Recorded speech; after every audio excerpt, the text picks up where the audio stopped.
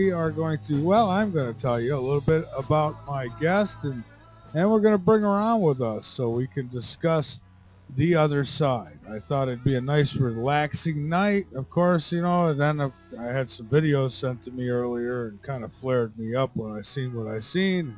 But, we're going to have a good evening here with Sandra. And folks, the website, latenightinthemidlands.com. Become a member. Be informed. Inform others. Subscribe. Help us stay on the air. We've got a repair to make on a couple gadgets on the website, such as that countdown. So don't mind it. There's still 50 left on it, but that should be reset. The dumb thing is just acting up. So we got that. We got a couple other glitches we've got to fix. But, hey, we've got another website too we'd like you to visit. It's called it's at www.trollman.info. It's www.trollman.info. That site will be our troll fighting site. So that's trollman.info. Feel free to check it out. I don't know what exactly we're going to do as far as communications on that site, but anyways, it's there for now. Check out the wall of shame. Very, very interesting wall of shameful people who have not done too well. But anyways, the call-in number, it's listed on the website at latenightinthemidlands.com. So you can go get it there. Go join the chat and listen page over on latenightinthemidlands.com. That may help. You join that. And there's like-minded folks inside that chat that will tell you whatever you need to know. Plagued by a lifelong fear of death and dying, Sandra Champlain began a passionate search for answers to some of life's most perplexing questions. She attended a workshop with international best-selling author and angelic communicator Doreen Virtue, that's Dr. Doreen Virtue, and discovered that she had a gift to communicate with beings who had passed on. After this breakthrough, Sandra realized deeply in her heart that she no longer needed to fear death. And, and I share that whole not fearing death. I don't want to die, but, right now I don't anyways, but, I don't fear it. And neither does she. And she'll tell us why when we bring her on here in just a minute. She says, having been a normal person all her life, she didn't want to be labeled a psychic lunatic by her friends and family, so she told no one about her new skills and insights, and instead decided to search for proof of life after death before going public. Through a series of life-changing events and exhaustive research, Sandra now feels that she can finally share this truth with the world, and I'm all for it. Let her share it with us tonight. Let's bring Sandra on the line with us here in just a moment. New setup, I'm still getting used to it. Looking different ways for different things, but getting there. Sandra. Hi, Sandra. This is Michael Vara with Late Night in the Midlands. How are you? I'm great. It's so good to hear your voice. Well, thank you. It's very nice to hear yours as well. We are live, and I want to welcome you on the show. It's great to have you back. Oh, I'm thrilled to be here. I just looked back, and it was just over a year ago that you had me on. So I'm so excited and honored that you had me back. So thanks. Well, thank you. I can't believe it's been that long. I knew it was a little while, but I didn't know it was that long. The time goes by so quickly. It's crazy. But it does. Anyway, here we are. Yes, here we are. And I thought maybe it's been that long. We've got new affiliates and new listeners. So we might as well start right from the start. And maybe you could tell people a little bit about your background. I had read off the bio, but I'm sure you could do it more justice than I had. And a little bit of what got you to this point where you're not afraid of death. Yeah, it's not that I want to die, but I'm not afraid of when it finally happens. I think suffering is what most of us are afraid of. Yeah, a little bit about me is, I never grew up being interested in this kind of thing. I led a very normal childhood, grew up in Connecticut, went to work in college in the world of cooking. I always excelled at baking and things like that, so I went to culinary school, became a chef, learned hotel and restaurant management, opened a small business in Connecticut, a coffee and chocolate store. My passion changed for that when I got involved with race car teams and found out that nobody was cooking for these hardworking race car drivers and their crew members. So I started a business with my mom back in 1996, traveling the country cooking for race car teams. All sounds very glamorous, but it's very hard work. But, Michael, in the interim, something happened in that year of 1996 that I started having panic attacks about death, real severe questions about what happens after we die. Not really we, but me. I mean, it was all directed at me. There's times, I think all human beings look up at the stars at night and think of the vastness of the universe, and it all seems so small, who we are and what our life's about, and how it represented to me was not empowering. Some people get very empowered by those kind of things. And me, I was just scared to death. I mean, I couldn't stop thinking about dying. Not like killing myself, not like I wanted to die, but just every bit of the question is like, does Sandra go on when my body stops? So that was the beginning of what I would never believe is where I am right now with all of this. And by the way, I think you probably remember I ramble on a lot, so if you need to just jump right in and cut me off or you know go what? to a commercial, feel free. Them are my favorite guests, the ones who have a lot to say. That's because, I'll tell you what, it's a lot better than a guest that doesn't have anything to say. So.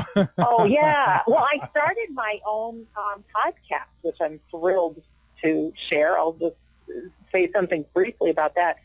What I've realized in the last couple of years since I've had my book, We Don't Die, I've been doing a lot of sharing of me.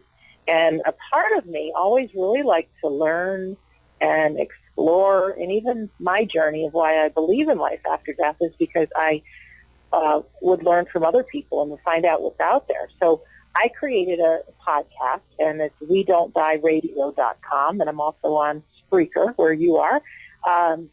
And I interview people that are either a medium, right? So they have their own proof of life after death. I interview people that have had near-death experiences.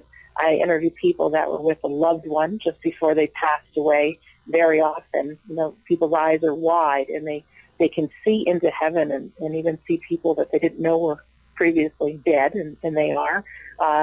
In a few days, I'm going to have a woman on whose son, at the age of 4, was telling these incredible stories of the Titanic as if he was an engineer on the actual ship, and he knew nothing of it.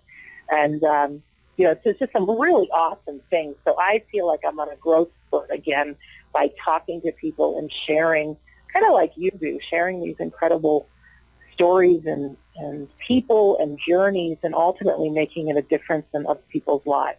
So that's available for your listeners too. Well, I thank you. I was just going to say, you mentioned the Titanic, and it's funny you mentioned it because I was just thinking of the Titanic today. I turned on the water to wash my hands, and the water was cold, and it just sent a shock through my body real quick, and I did. I thought of the Titanic, and I said, that had to be just hell. Jumping in that water, that had to be total hell. Oh, I can't even imagine. I got the opportunity after I was on your show, and I'm not too sure. Maybe it was somebody that heard me on your show, but I got a call to be on Coast to Coast AM with George Norrie, and which was awesome. And then just a couple of months ago, they flew me to Denver. George now has a television show called Beyond Belief. So, I mean, I felt, they picked me up in a limo, and a lot's happened in the last year, and it's been really wonderful. Wow, George goes. Nobody knew is now making a profound difference. George goes in style, huh? He's a nice guy too. Very down to earth, even though I was a little nervous meeting a celebrity, but very down to earth. But the woman that I met, her name is Susan Messino, and her she was filmed, and she's on an episode right now of this Beyond Belief show. But the stories her little boy would just talk about and draw pictures of this ship, and just like we've seen it in the movies, what happened with the Titanic. And he would even draw floor plans of the different decks. He drew a picture of the 4 smokestacks that are on top of the Titanic, and there's only smoke that were coming out of like 3 of the stacks. And she says, well, how come there's no smoke coming out of the 4th one? And he says, well, that's a dummy stack. We just designed that so it would look good. And, come to find out, the Titanic had a 4th smokestack that, wasn't in operation. It just looked good. But all these things, it just really gave me shivers to see this episode with her. And it's like, I want to talk to you. It's easy to buy into that none of this stuff is possible. I think being a human being, we're not really meant to know on a daily basis that there's a much bigger picture, or else, what would be the point? I think coming to Earth is an education for us, for our souls, that through the good and the bad and the fear and the courage and the joy and the sadness, there is a point. There is a growth spurt. There's all of that. And so if we knew on a daily basis that there are these much higher souls or creatures or whatever you want to call us, I don't think the game of living would be so great. Yeah, and I was reading on your website where you felt like our souls are here for an education, and I just rang bells with me. I said, wow, she gets it. She really gets it, because that's how I feel. Not saying that I'm right, but it's always how I felt, is that we are here for an education, and that when we've learned what we're supposed to learn, we move on, and Right. and that keeps me going. But I'll tell you, you mentioned looking up into the stars, and I do that, and I look up into those stars, and I think, the sad part for me is just I want to learn everything before I go, but I know that you're not meant to learn everything. There's other lessons that you'll have. So it's just, I guess that's the worst for me, the not knowing for sure is to when it's going to happen and how much I want to know. I want to experience things before I'm gone. I want to prove to others that ET exists. I want to prove to others that the other side exists. But I don't think that I'll ever be able. I don't think we're supposed to. Well, don't give up hope. I'll join arms with you, and we'll be on this mission. And it sure makes life worth living. Because here's the thing. I know for a fact that your show makes a difference in people's lives. For a fact, I know that. And same thing with everything that I'm up to. And if we can make a difference in somebody else's journey, because way back when, Sandra Champlain didn't believe in any of this. If you were to tell me I'd write a book on life after death, I would think, you're crazy. I don't believe in that stuff. Well, because of my experiences and the things that I've searched about, well, not only has it impacted my life, but now I have dealt either through people reading my book or on my website, or I have a free audio about grief, tens of thousands of people that their lives have been shifted for the good, and maybe it's piqued their interest that they're looking into life after death, or I know that people have not committed suicide because of my words. That's a pretty phenomenal thing. But, we'll never see the difference that we can make in somebody's life. And even listening right now, Michael, we have no idea who's listening or what this conversation will do for you, for me. The holiday times are rapidly approaching. It's a time that, we're looking back into how they used to be, and they may not be that way anymore. There's a lot of fear. There's a lot of sadness. And my big thrust is if we can kind of open a door that we are so much more powerful than we think we are, that we're living in this magical world. And I really do believe it is, that our loved ones, even though they're not physically here, they're still around, they're still supporting us, to let people know that as human beings, we deal with this god-awful thing, which is this little voice in our head that tells us we're not good enough, or we're too fat, or we're not lovable, or we're never going to make it, and convinces us to be fearful. That's part of the human machinery, but that's not really who we are.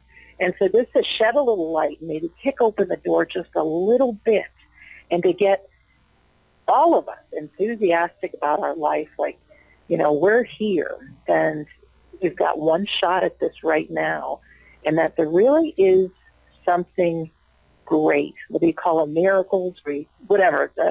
Neil Donald Walsh has a great quote that is, life begins at the end of your comfort zone. So when we can just cross into one of our fears just a little bit, take a little bit of action, and be coaxed maybe through this show just to do something like that, there can be some really extraordinary results. And bottom line is fun.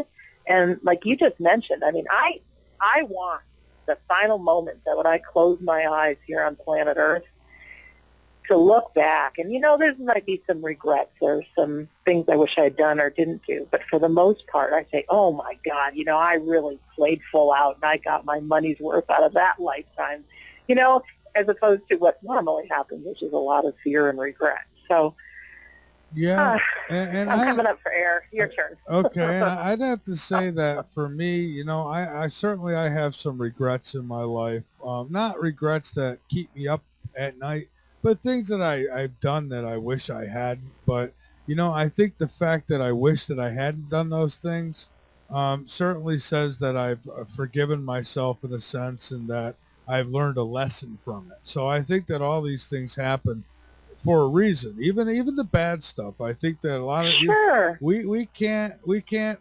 understand why would something so bad happen, but I think it's all part of the lesson we need to learn as individuals, as the many. If you and I are involved in a car accident, well, it's probably, chances are there's some lesson there that you and I were supposed to learn. That's why no one else crashed into us. Yeah, and it's easy to lay blame. It's easy to feel guilt. It's easy to do all of that. But, I'm not saying everything, I believe is the truth, but it empowers me to live a better life, to, say there is that car accident. I could spend a lifetime blaming you if you caused it, right? Yeah. Or if I put on the hat of responsibility, it would be like, well, you know what, Sandra, you chose to take that road and lead at that particular hour, hence, therefore, there was the accident. So the moment I can take responsibility for it, it's just like I get over it much faster. I'm not stewing on it. And any human being at any given time, I think we make the best choices that we can make given what comes at us in life. So it doesn't really serve us to feel the guilt and to dwell on things. But it is part, I mentioned that little voice we have in our head. Just like we have habits for brushing our teeth, we have habits for thinking. And the more we think a negative thought, the more automatic it'll become. But it's not really us, Yeah. So it's in me myself. I've had so many experiences in my life, and each one of them, especially with the other side, or with a visitation at one time, these things, they've done something for me. And just recently, back in September, I had a heart attack, and and what's strange about it is that the entire time I was never scared. Wow. I wasn't afraid. I never felt like I was going to die. Never felt like that at all. It felt like, it was just a big inconvenience. And a guest that I had on a while back had said that, we have like breaking points within our lifespan where if the soul wants to escape and get out and go back, it's done. We have those opportunities to do so. And I think that was one of my opportunities. And I didn't go. I stood. So that tells me that there's more to do and that I'm on the right track, because, it's like, I don't know, this radio thing is where I feel at home. This is what I think I was meant to do. I don't know why or how, but it is. And I don't know, I'm not done apparently, because I'm doing all right so far. Knock on wood. Yeah. Hey, would you be a guest on my show sometime? Absolutely. I would Absolutely. love that. Yeah, I would would love love to. that. Sure. And Yeah. you know what? I just, my mind went to earlier, we were talking a little bit about regrets, and, you know, maybe things we've done in our life that we're not proud of. I have gotten an abundance of people that I've interviewed that have had these near-death experiences, and everybody hears about the life review and the life flashing before your eyes, and I keep hearing it, Michael, over and over and over. Even people that were atheists, they never believed in anything, you know, there's this life review. And I find it so fascinating because the biggest thing that tells me you might as well take care of things while you're here on Earth is that when this life review comes, the first thing that you see is the impact that you've had on other people's lives. Now, there's not God or Jesus or Buddha or anybody standing there judging you. So you're actually the person judging yourself, but you see your actions from the other person's perspective. So if you hurt somebody or you said something that negatively impacted them, you'll feel it kind of multiplied by quite a bit and really get how your actions impacted another. And apparently it's not so pleasant. Now, again, you're the only one judging you. No one's telling you right or wrong, but you're just seeing how powerful you are and maybe next time how you could do things differently. Well, then after that part's over, you get to see the difference that you've made in people's lives, again, from their point of view. And not just see that, but you get to see the ripple effect that you've caused.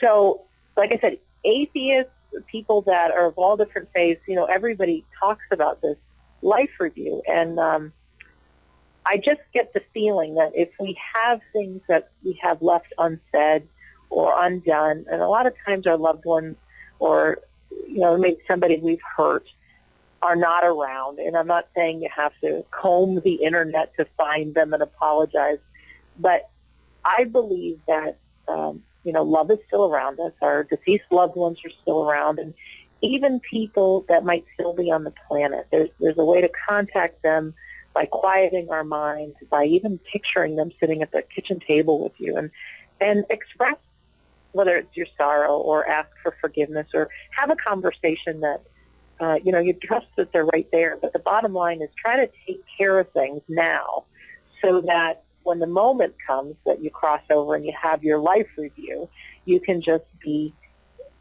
really feeling the good stuff. You know what I mean? And sometimes So, sometimes when it comes, it's sudden. I mean, you have oh, no yeah. warning. You know. I mean, me, I'm 43 years old. I'm thinking, you know, I'm doing good. I might have a couple little issues here or there, but nothing serious. And then bam, and never expected it. Just to hit me out of the blue. So, Right. you know, so you never Right. know. So yeah, you know, don't think like you've always got tomorrow. Tell somebody you love them today. Yeah, it's true. It's true. And you don't have to live your life in fear either. We do the best we can. We really do.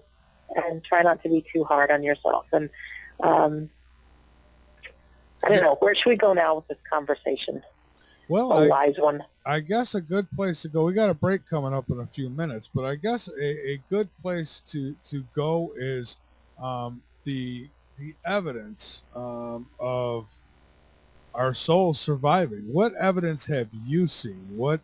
And this might be something we might want to save for after the break. But what evidence have you seen? What has completely convinced you that there is another side, that there is something more than just this physical plane? Because I think a lot of us, we believe it, we feel like it's true, but then when you have the experience, there's some experience that you'll have that will just smack you upside the head, and there's no doubt no more. You know there's something.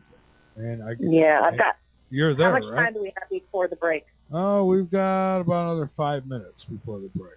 So I think that'll... 5 minutes. Well, first I just want to back up a little because it's easy for all of us to listen through this lens of, oh, she's got to show me. You know, nobody can prove anything to me. as human beings, we have this automatic filter for everything that's coming in. Is it right? Is it wrong? And it's not our best friend. It's not empowering. So I'm going to just ask people to put that aside for a little while and just play the what if this is really true game. And even if you look at your hand right now in front of you, and it looks like something real, it's got color to it, and you hopefully have 5 fingers, and everything we see is very, very real to us, to our 5 senses. We can touch it, see it, smell it, etc. But if we're to look inside our hands and see the molecules, and if we could go inside the molecules and see the atoms, and inside the atoms there's proton, neutrons, and electrons bouncing around, and if we were to have a very tiny camera and put it into one of those very tiny particles within us, that little camera would pick up nothing. There would be absolutely nothing visible to the camera. To our smallest degree, all we are is vibrating energy. That's all we are. This is not woo-woo stuff. This is fact. This is science. Everything you see around you, the radio waves that are connecting us, it's all vibrations. Around us is this invisible world that's very real called the Internet. And we have radio waves, we have GPS signals, and because it is now 2014, we have now know that those are very real. 100 years ago, we would have said it's impossible. So I'll get into some of the details after the break, but what I really want to leave people with right now is to realize that we are creatures that are, living in this world of vibration. We cannot see the wireless internet around us. We cannot see the radio waves that connect us. I'm on my computer right now, and we're connected. And, there's no cords connecting you and me, Michael. Yet we're having this conversation, and people are listening. Heaven, and I choose to call it heaven. Some people call it the hereafter. Our loved ones, their body is gone. Their energy is still vibrating. Their energy is vibrating in the same, now this is what I believe, in that same invisible place where our internet is, where the radio waves are, just like a log that burns and turns to heat. We can no longer see the log, but the heat survives. Or if there is a puddle in the ground and a bright sunshiny day comes and dries up that puddle, there's no more puddle, but the water has turned to vapor. Still around. Those people that we loved and lost may not physically be here, but they're in that invisible world. Oh, that was fantastic. I'm sorry to interrupt, but that was a fantastic way of putting it out there. Yes, and I believe it, and I'll tell you why. Obviously, when we come back from the break, but we are really miracles living, and even when we think of how our eyes work, not that any of us really know, but we're not really seeing through our eyes. It's all light and, things bouncing in our brain, and oh my gosh, we are miraculous beings. I mean, it's craziness. It's fantastic is what it really is, but we'll It talk. is. Yeah, we'll talk some more as soon as we get back from this break. So folks, we are going to take our break, and when we come back, if you have questions or comments, you're more than welcome to call in. We don't normally reserve calls to the last hour. I mean, you can call in whenever you want. Just be patient. I'll take you when I get an opportunity to do so. 803-317-2264. That's the number to call in. The website's latenightinthemidlands.com, and our guest Sandra is linked up on the homepage of latenightinthemidlands.com under the upcoming guest and on the picture slider. Join us in the chat and listen page over on latenightinthemidlands.com as well. And a shout out to our radio affiliates, the Dark Matter Radio Network. Hello to all of you. And if you are listening on Dark Matter, this one is recorded for you, so please do not call in. Everyone else, we're live over on latenightinthemidlands.com at K98 Talk. We welcome everybody listening there. And, of course, High Point Radio, the top of New Jersey, 100.5 FM, 1700 AM, covering New York, New Jersey, and Pennsylvania. And we will be right back.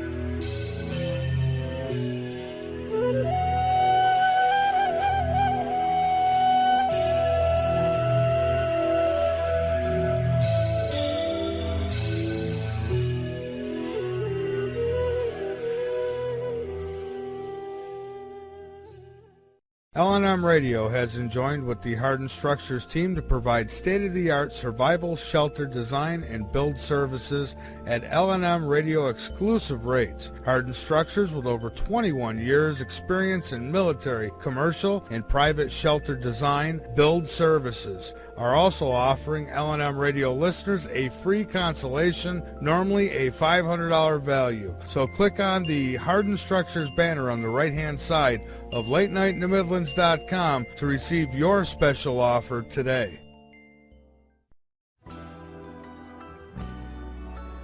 It's time to wake up, America, and listen to a different approach.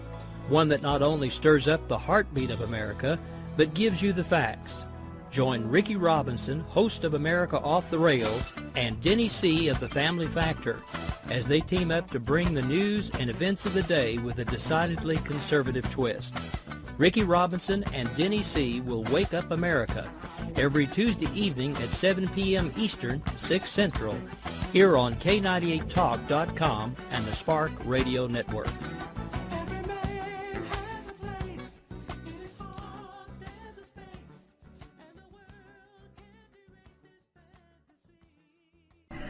Hello, this is Lisa Marie, here to tell you about Oxy Silver, legally available only through CureShop.com and HealthyWorldStore.com.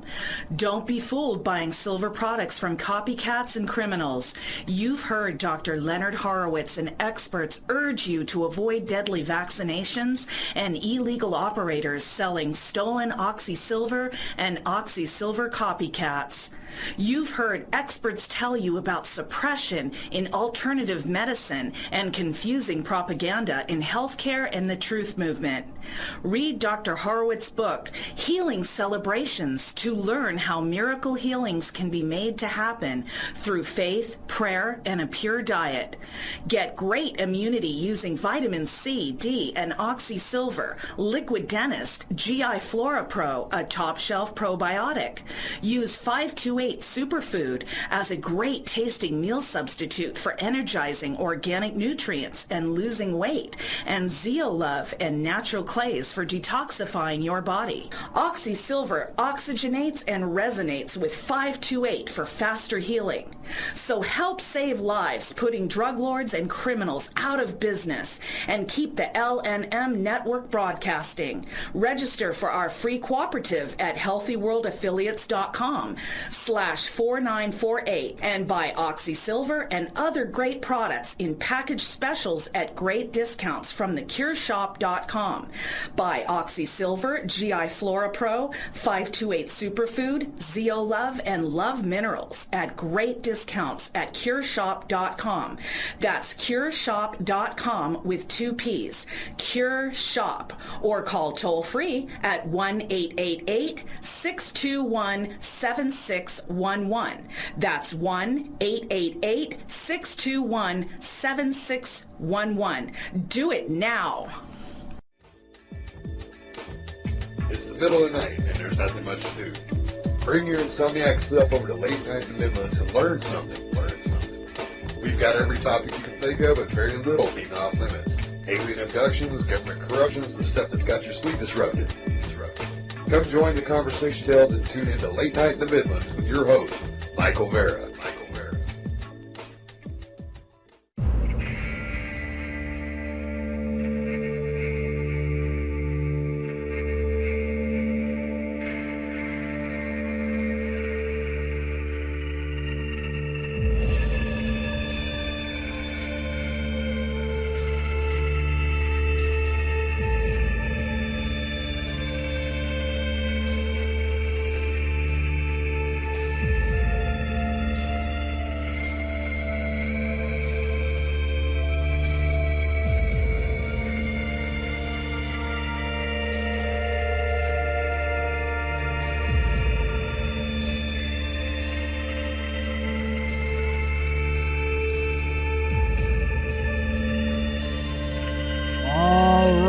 We are back. This is Late Night in the Midlands. I'm Michael Vara. My guest is Sandra Champlain, and her website, again, linked up on LateNightInTheMidlands.com. It's www.sandrachamplain.com, and that's Champlain.com.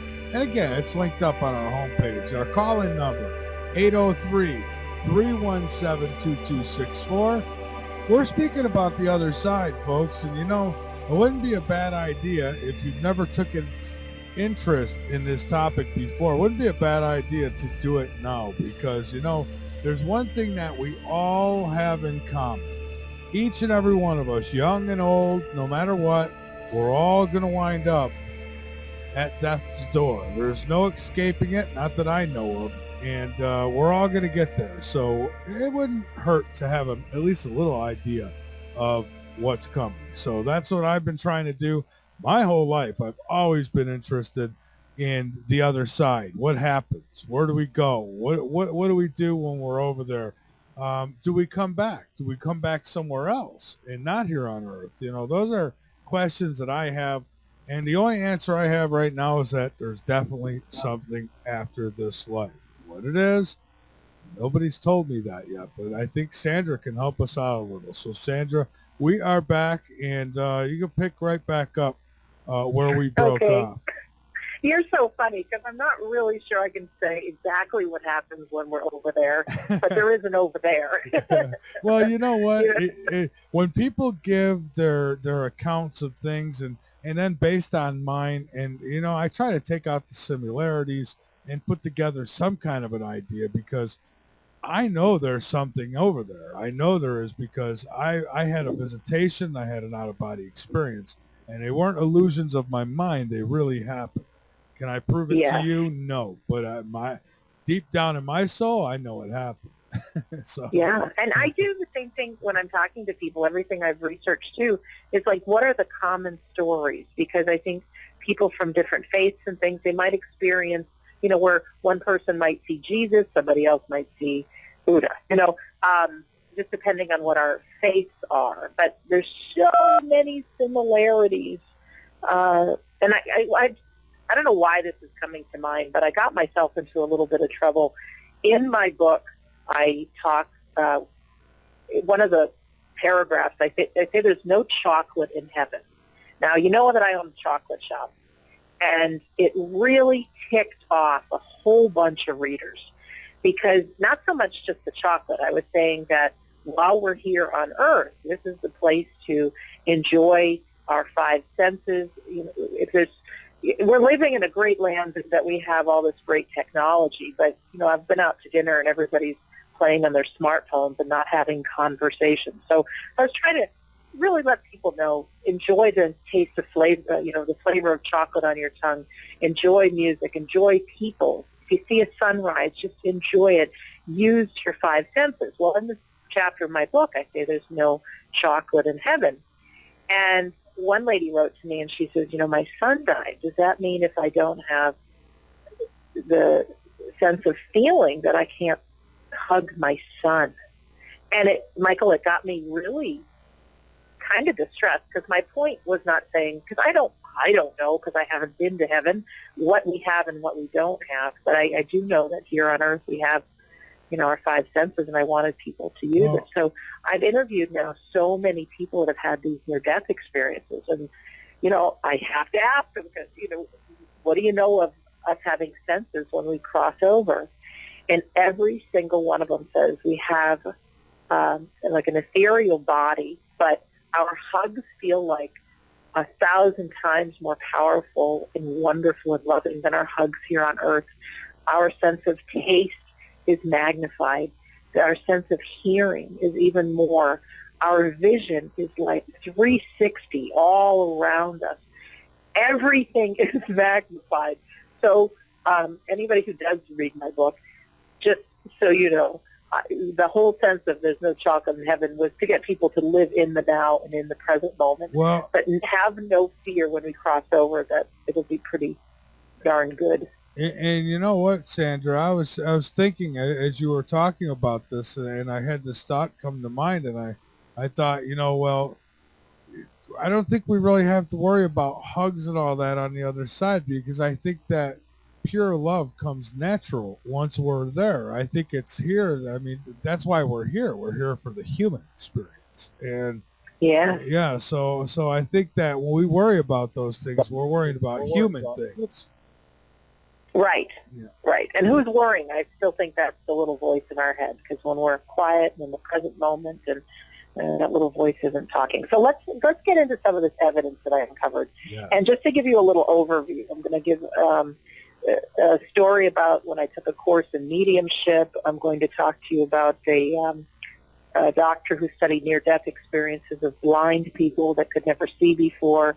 I'm going to talk to you about a medium that I went to that not only sees the deceased loved ones around her, but she's an artist and she draws pictures.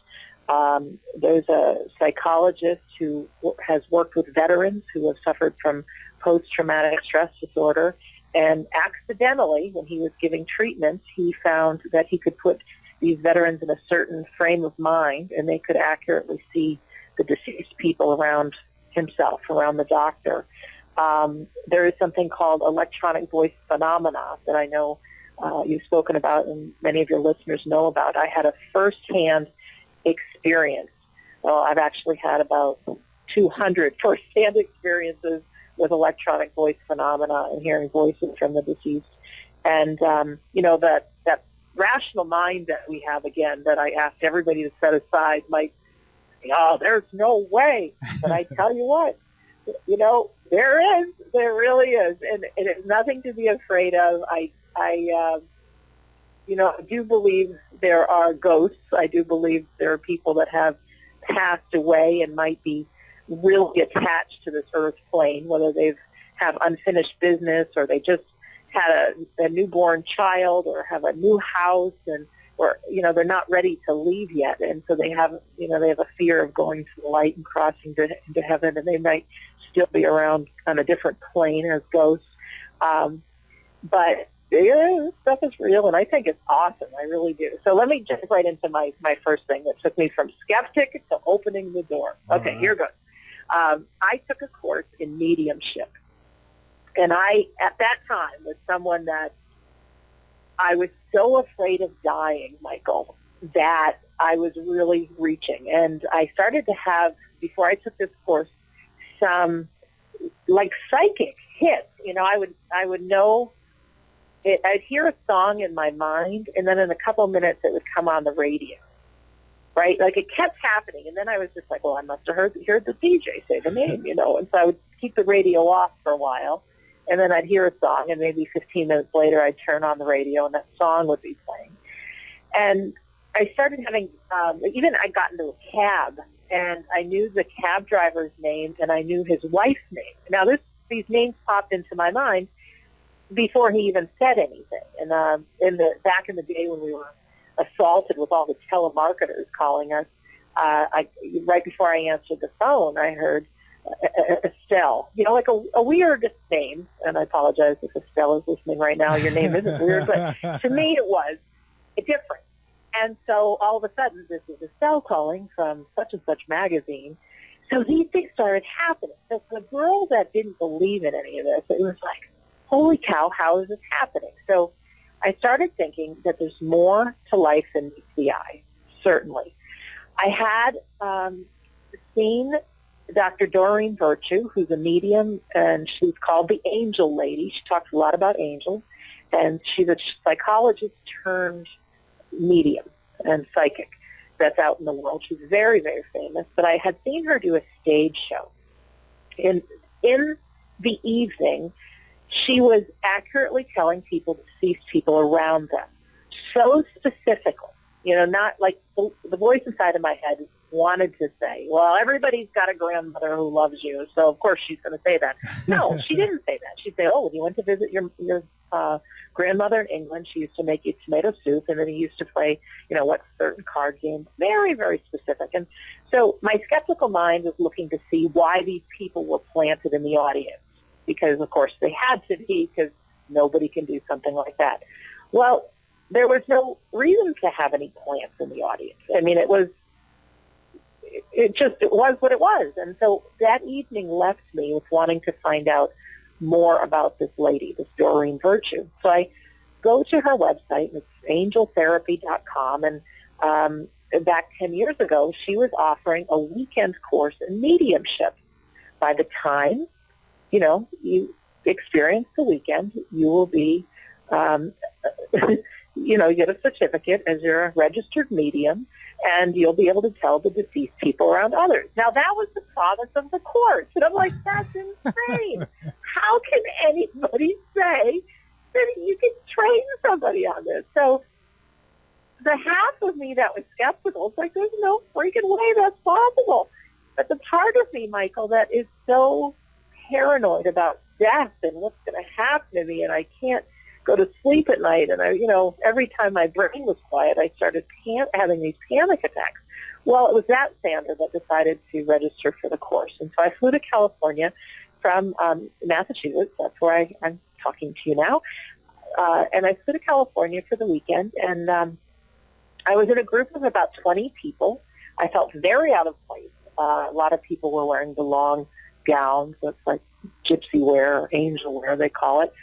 And some people, occurred to me as being a little weird, and I probably was the same to them. But Doreen said something right off the bat. She says, you know what, if you're called here, you're supposed to be here. It's like, okay, here we go.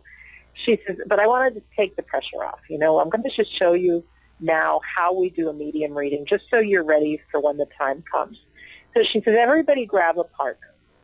And so I didn't know anybody in the room, so I picked this lady, and she decided to be my partner. And Doreen says, we're just going to play make-believe mediums right now, just because this is no big thing. I don't want you to be scared of this. Just, this is all that we do. So she says, we'll just do a make-believe round right now. We're not going to really do it. But she says, this is how we will do it. So she says, hold hands with your partner. I want you to imagine, you're in this safe kind of a bubble of light. You're in a very safe space. She says, I want you to imagine your hearts are connecting with this invisible kind of ray of energy. She says, our loved ones who have passed away, she says, they still retain their personality. They're still them. So she says, you have to be polite. You can't just demand somebody talk to you. Just psychically, you say, hi, my name is so-and-so. Is anybody around my partner that wants to say anything to me? Do you have any messages? So she says, just do it now, just, because we're just pretending. So she asked one person to go first, and I said, well, I can do that. She says, now, just play make-believe. Play make-believe psychic. She says, I want you to invent that there's a person standing behind your partner, and I want you to tell them anything that comes to mind. Sometimes you get a name. Sometimes you see what they look like. Sometimes you might see what they died of. But she says, I want you to make up somebody. So with my eyes closed, I'm holding this woman's hand. And because I could make this up, I had total freedom, and I was relaxed, and I was, grateful I wasn't really doing it, because I'm no medium, right? And so I tell this lady, okay, I see a man standing behind you. It's your grandfather on your mom's side. In my mind, Michael, I'm seeing a fishing boat. So I said, well, he's a fisherman. And then I said, he's got a big gap between his front teeth, and he's got sandy blonde hair and really windburned skin. And, I see him smoking a cigarette. He died of lung cancer. His name was Jan. He lived in Denmark. Yeah, I'm saying, yeah, he died of lung cancer. And he wants you to tell your mother that he loves her. He was a real tough father, and he never spoke the words, I love you, to his daughter. So he wants you to tell your mom that he loves her. So I opened my eyes like my job's done. Okay, it's your turn to play medium. And Michael, this woman just has tears flowing down her cheeks. Tears. She's shaking. And she says, my grandfather's name was Jan. He was a fisherman in Denmark. He fit the description. He died from lung cancer. And he never told my mom that he loved her. I see. See, now that's it's amazing how these things come through. I'm almost lost at words because when my mother came through to me, it was pretty. It's like she showed me everything. There was no words spoken. It was showing. Like, if tell so and so I love them, she showed me that I understood what I was looking at, and that's right. how I knew what she was saying. It's fascinating, And it's like they come back for specific reasons. It's like they're allowed to, for specific reasons, whether it be unfinished business, or in my case, it was her son needed her, so she came back, and it was. I'll tell you, it was life changing. It is life-changing. And you said before, one thing we all have in common is that we're going to die. Well, one thing is also in common is before we go, we're going to lose a lot of people that we love. And when we believe in life after death, when we believe that our loved ones are still around, and you might not be able to see them, but if you can trust that they're still around, it has been proven that it helps the grieving process so much. There's less pain. You're still going to feel pain, unfortunately, because that's part of grief. But you're able to heal faster, knowing that the love still exists and your folks still exist. So, yeah, it left me speechless. I had a weekend of playing medium, and unfortunately, I was only right about 30 to 40% of the time, because I would continue to play make-believe, and a lot of times I was just inventing people. However, there were other times that I was exactly right on. So our loved ones that come through, I think some of us have driven in our car, and we kind of zone out and maybe miss an exit. Whatever that zone is we're at, sometimes we feel like somebody's with us. Trust that they're there. A lot of times people have a dream of a loved one. Trust that when your mind can be quiet is when they can come in. And I don't think I have any special gift, nor did I go on to practicing and becoming a medium, because again, like you read at the beginning of the show, I was scared to death that people would find me out, and I didn't want anybody to know about this, because, I'm horrified if somebody says, well, who do you see around me? Because if I'm wrong, not only do they laugh at me, jeopardizes that I could lose a friend, and I want people to like me, so I don't have the goods to be accurate all the time. I know some really great mediums if somebody's looking for that.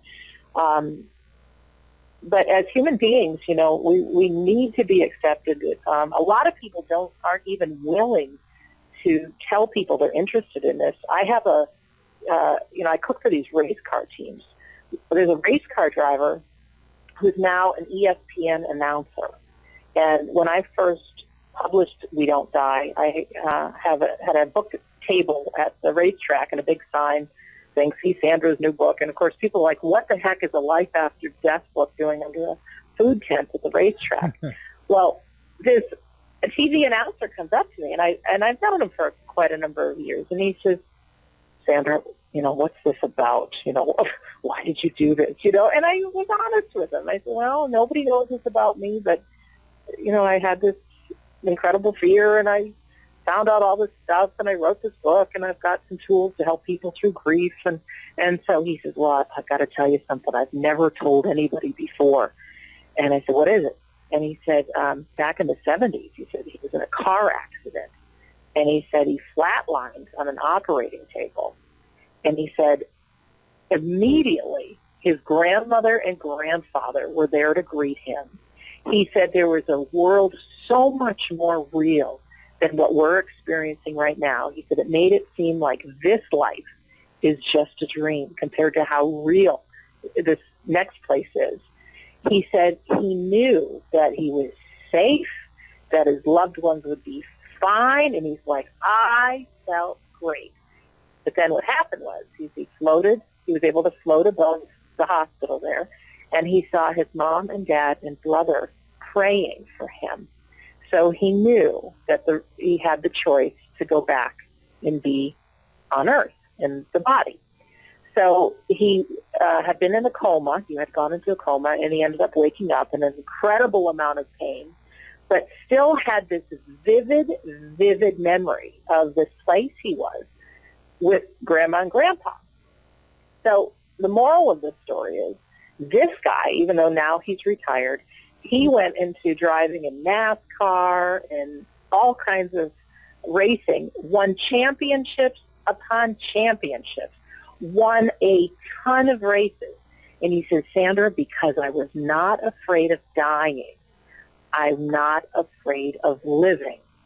And so, like, it was one of those huge aha moments that if I could give that to people by reading a book, that, you know, there really is nothing to be afraid of. Like, what would life be like if, you know, sometimes you want to, you know, maybe there's a young love and the guy's afraid to say the word, I love you, to the girl. You know, what if you say the words? What if you, or somebody else, you know, really wants to start a business but is too afraid? You know, what if you go for it anyways? But, you know, you really can't get hurt. You really can't fail. And it was just so interesting that he spent his whole life, and now he's in his late 50s, and he's just like, he had never told anybody. Because I think we're afraid of what people will think of us if they know that we're interested in this. But you know, by the amount of listeners that you have, is people are interested. That's why they feel so at home by listening to your show.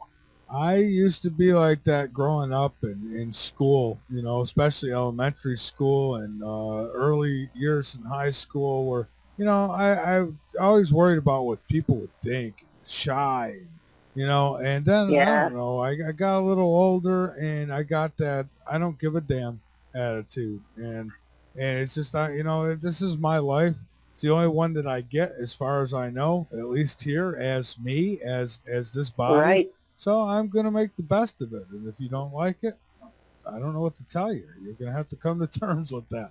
But yeah, well, most people are worried about themselves, you know. Yeah. And I guess the biggest fear that I still have, it's not really a fear. It's just I don't want to suffer. I don't want, you know, I see people with cancer who don't, you know, and I could get into the natural cures and all that, but I won't. But, you know, we see people with cancer and they suffer. I've seen relatives suffer, and it's horrible. And there's a part of me that wonders, do they leave their body long before the suffering starts? You know, I hope so. I do too. I saw my dad suffer when he had cancer, and those last days were the worst thing I've had to witness in my life. And it, you know, I'd hear people died of cancer, and I thought, oh, that's too bad, you know.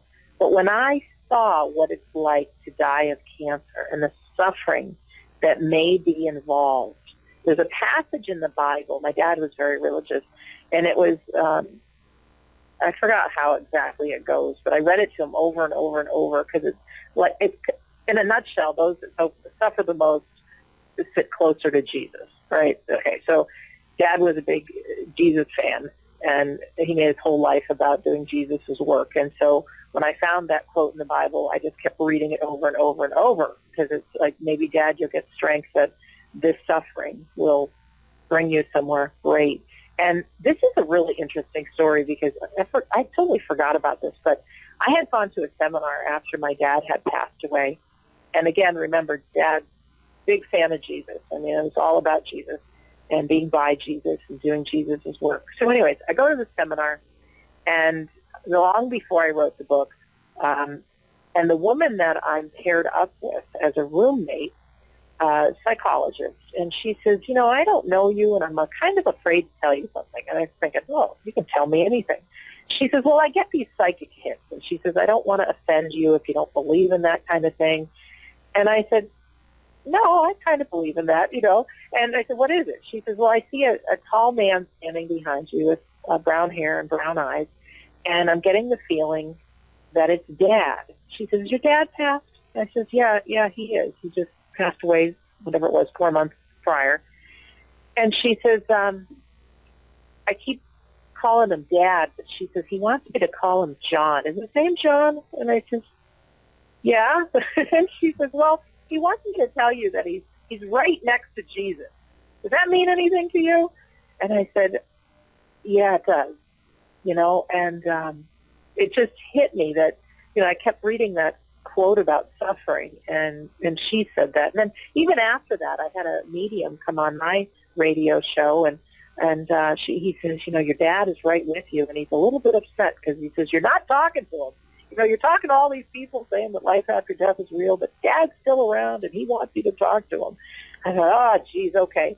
And then when I was flown to Denver to be on the George Norrie show, the lady that was also a guest who was in the limo ride with me to the airport, she says, you know, I don't know too much about you, but she says, your dad deceased? I says, yeah. She says, you know, I get these psychic hits, and she says, your dad's telling me that, you know, you need to be talking to him. And she says, and he wants me to tell you he's with Jesus, you know, and so there it is again, Michael, you know, so it's, I'm hoping, you know, a lesson for everybody, your loved ones that are gone physically, keep talking to them, you know, and I'm not a saint about my dad, but I absolutely do. I watched my mother suffer from cancer, unfortunately, when she passed away of cancer. I did not know then what I know now, and had I strongly believe she'd still be here with us. We just helped my wife's father survive cancer diagnosis. He had cancer of his bladder, and with some natural remedies, I swear to my life and to my children that absolutely he's 100% cured. So now, but not saying that everyone can be. I just couldn't get through this without saying that, I guess. But I watched my mother suffer, and it was terrible. It was just terrible. And she was so strong through it all. She, you know, she just wouldn't let on. I'd never seen her shed a tear. I never seen, wow. Yeah, she's very strong. Matter of fact, didn't even find out that the cancer had spread to her bones until she was just about on her last leg, I guess you could say. And I mean, she would keep these things to herself. Well, anyways, she came back to me. She died in 2001. She came back to me in 2004. And I'll tell you what, she looked not a day over 30 years old. She looked fantastic. She, you know, just the energy was just so strong, so powerful. And, you know, so and she told me things that I know, you know, knew or found out weeks later, you know, had come true. So, and some of it's personal, some of it was just, you know, changes that were coming in my life, and hold on, and these things happen, Right. and it's just and she said that there was a God. Now that has always troubled me a little bit because, you know, okay, now you've told me there's a God. How about explaining it a little better to me? You know, but that didn't happen. She had to go, and it's like, you know, come Of on, course. don't leave me in suspense. To be continued, you know, and and so far it's not been continued, and that kind of sucks because I'd like to get the rest of the story, but Yeah, you will, but you might get it and not be able to tell anybody. You know, it might be your time. But, you know, your mom can't live forever. My dad couldn't. And the thing is, you know, I tried everything to save my dad. You name it, miracle healings, herbs, everything. But the thing is, had my dad not gone the way he went, I would have never found out this information I found out about grief, which is actually the reason I wrote the book. I created a free audio called How to Survive Grief, bought the domain name survivegrief.com, and people can just go download it for free. But when I created that, Michael, I found out some things about why grief has to hurt so bad, why there's so much anger, why so many families come apart. I found, you know, what happens chemically in our brains, stuff that really helped me through the grief of losing my dad.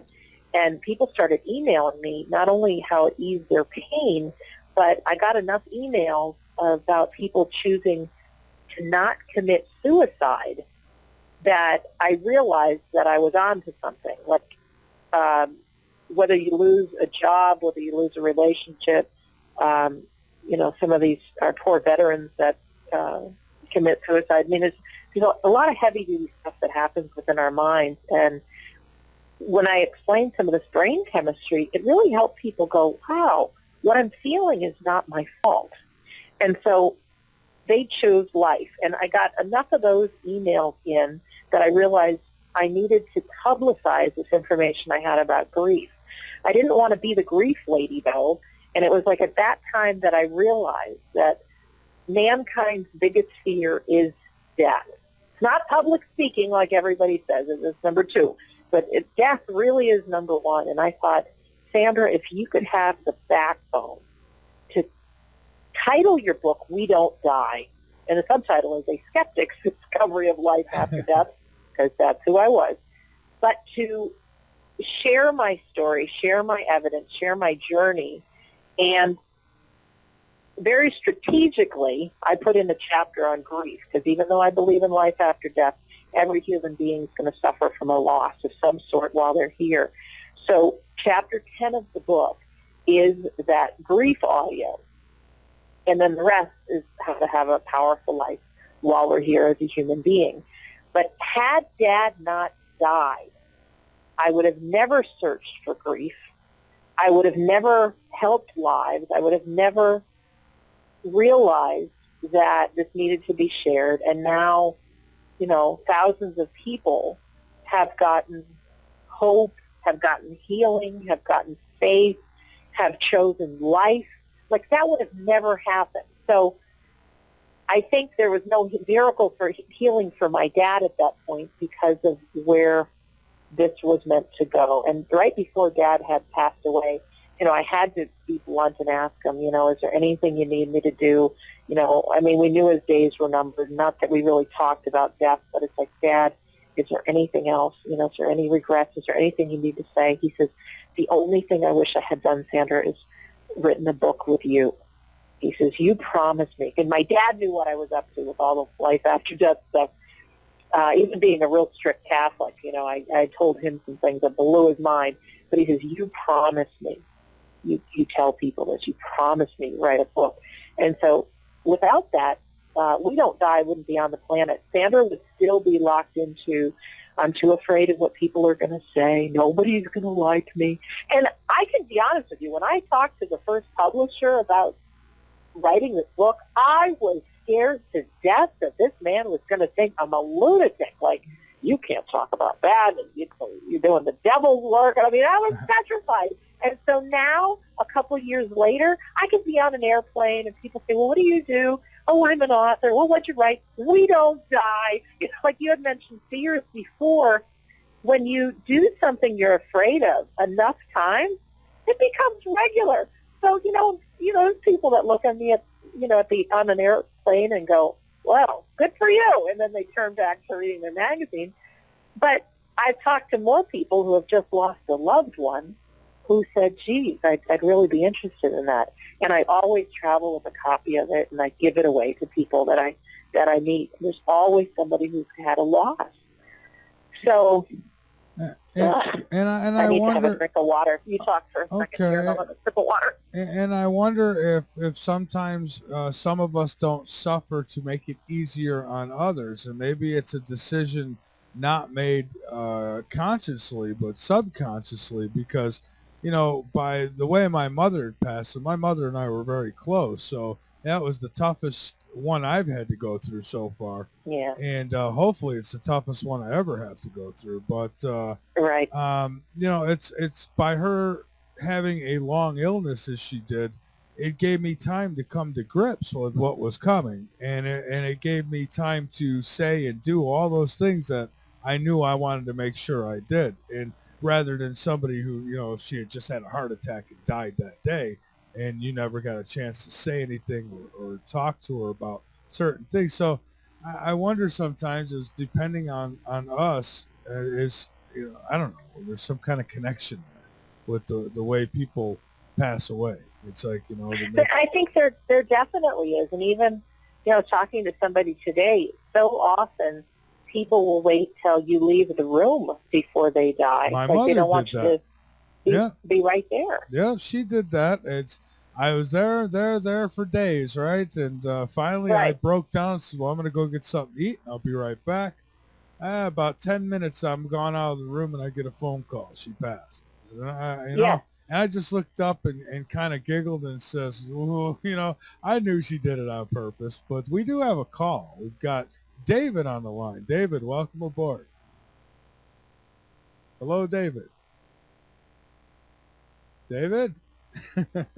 All right. Going once, going twice. He'll come back. Yeah, give us a call back, David. For some reason, it did this last night, too. It's somebody was muted, and then they called back and they were fine. So, but Well, yeah, we'll get him. she did that. I want. She left and waited for me to leave the room. Yeah, you mentioned about your mom too, and how beautiful she looked when she came back. Reverend Rita Berkowitz is somebody else who gave me some good proof of life after death. She's known as the spirit artist. So she's the spiritartist.com if you want to look at some mind-blowing pictures. Now, Rita is probably mid to late 50s, and she's just as regular as you and I. She's a minister, and she's also a medium. And for the past 30 years, she not only will tell you who's around you, but she'll draw pictures of them, portraits. And they're phenomenal. She's really good. So on her website, there's actual pictures of deceased people, photographs, and there are the pictures, the portraits that she drew of them. And you'll see over and over and over that they're the same people. And I had found out about Reverend Rita on my journey to learn about life after death. I attended one of her services. She's here in Massachusetts. But when my dad passed away, Michael, even though I believed, I really needed to hear from my dad. You know, I needed to. So I booked an appointment with Rita. And when I went to see her, you know, I walk into the room and she just smiled and gave me a hug. And she immediately started describing my grandmother. And she says, little bitty thing, and really, you know, the actual word is flirtatious. Grammy died 1 week before her 91st birthday, but she was a flirt. I mean, she just loved the men, and she can get away with saying things because she's like, I'm old, but I'm not dead. You know, she was so funny. And, but, you know, Rita would say, you know, she's just full of life, and she just loves everybody, and she says she's a greeter in heaven. And I thought, no, that would be a great job for Grammy. Then she described my grandfather. She described, you know, with his cane that he always walked with. You know, that was how I knew him. And then he had a big German shepherd. You know, well, he was there too. And she's like, animals go to heaven too. And then very quietly she says, Dad's here. So she picks up her notepad and she's talking. And meanwhile, her hands are very busy, or her hand. And so she draws these brown eyes. You know, and of course my rational mind's going, well, I've got brown eyes. So of course she might think my dad does. But she starts talking about when he was diagnosed with cancer. She knew the month. She knew how active my dad was. She knew that he first felt a pain in his back. She knew that it was radiated, that it broke part of his spine. Dad had to wear this turtle shell, they called it, just so he had very limited mobility in his body. And so she would demonstrate how Dad had to lean way forward and put his hands behind him on a chair and kind of push himself up. And Dad would also talk about his pain. It felt like really tight, picky pains, he used to say. Well, Rita used every word that Dad would use. She says that, you know, like he was talking right into her ear. Now, meanwhile, she's telling the story, and she keeps drawing. So she draws a picture of what my dad looked like, because I have the old photographs. And my dad was in the Air Force when he was like 26, 28 years old. Real handsome man, brown hair, crew cut, brown eyes.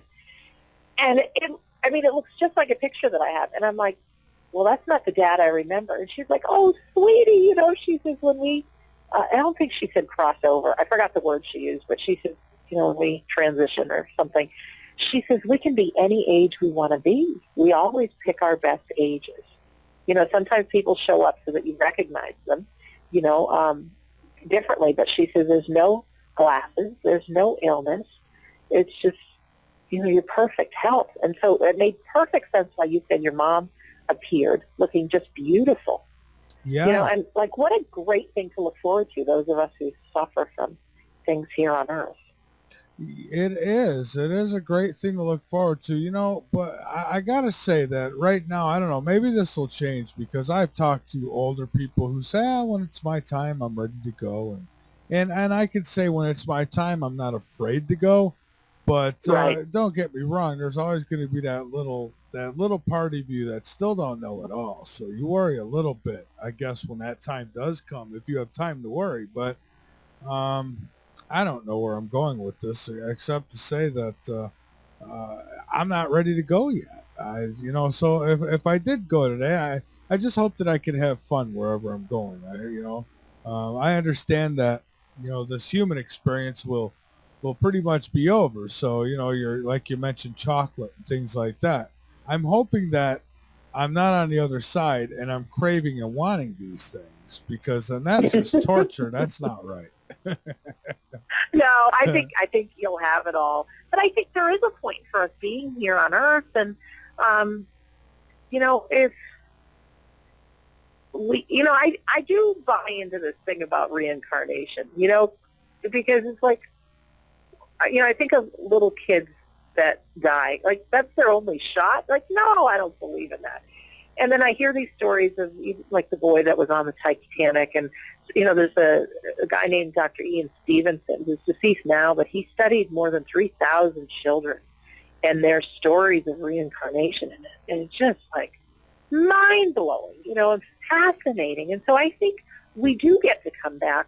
But the more we learn this time around, the less we have to do the next time around. And, we hear a lot of people use the term, oh, he's an old soul, she's an old soul, and it's like kind of what they're saying is they've been here enough that they're very, very wise. And Yep, and our caller just came back. oh, good. Let me just finish this one thought. That being this wise soul, many people say that when we get to a certain point in the reincarnation journey, that when you learn enough, you don't have to come back. Like, you can be on the other side as a guide. And so, not that it's wrong to come back to Earth, and we can certainly choose to, but it's almost like if we can learn the lessons here in this lifetime, like, and really make it juicy and learn as much as you can, that you get more brownie points for your soul, so to speak. So anyways, that's it. So David's back. Yes, David, welcome. Hello, David. David, are you muted? I don't know. We've got David here, but I can't hear him, and I'm gonna have to guess it's on his end, because I can hear you just fine. So, and he's coming. Okay. I bring him in on the same line. Oh, here we go again. David, are you with us? Hello, David. Hello. There you are. Can you hear? Yeah. Yay! Hi, David. Hi, how's it going? I guess it must have a wire that's getting old here or something. Well, But you got through, and that's what's important. yeah. Well, I usually just keep trying and trying my whole lifetime long. That's all I can do. You connected That's with all our you can side, do. David. Right. Connected. But what I was just listening in, and when you started talking about reincarnation, because I just put that on the chat board, I thought I've got to call in and tell her what I think about that.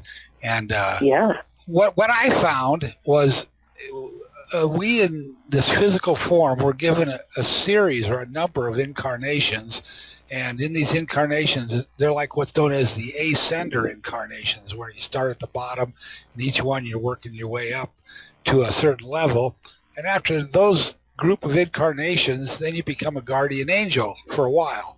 And after you're done on the angel plane, being a guardian angel for different humans that are incarnating, then you start with your descender incarnations, where you have to come back down and you have to teach or help the other ascenders that are here in the physical bodies understand just what they're doing here, how to do it the correct way. And after your descender incarnations, per se, that's when we have what's known as our judgment day, and hopefully we all have time to get it right in that series of incarnations. But it's the karma. Karma is a word that comes from the other side of the world, but it means either accumulated good or bad, which you've done for yourself in your different incarnations. I mean, somebody can help people and be kind and give everything they have, and then when they die, their next incarnation, they might come back in a better situation as far as their lifetime goes. That meaning, more financial ability and a better education and whatnot, or just the opposite can happen to you if you're real greedy and nasty and took things from people and murdered or killed and for your own aggrandizement. Your next incarnation, you might come back and wind up being born in Africa or wherever with a real bad situation to exist in for an entire lifetime. That's how karma works. But the whole point of why we're going through these different incarnations is to eventually reach the point in time where we make it through our judgment day.